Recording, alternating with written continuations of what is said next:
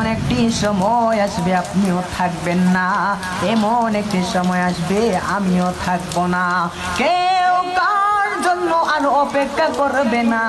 একদিন আমিও চলে যাব, আপনিও চলে যাবেন, আপনার নামটাও মসজিদের মাঝে এলান হয়ে যাবে।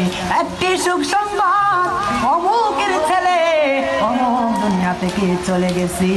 আজকের জানাজা নামাজ এতটা সমুক জায়গা অনুষ্ঠিত হবে।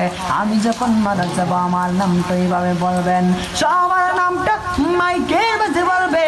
কেউ জানাজাতে আসবে, কেউ আবার আসবে না।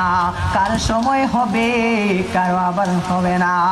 ও যুবকের দল, দুনিয়াতে কত বন্ধু বান্ধব একসাথে চললা, আপনি যখন মারা যাবেন, আপনি যখন মারা যাবেন গো, আপনার জানাজার নামাজে কেউ আসিবে, কেউ আবার আসবে না।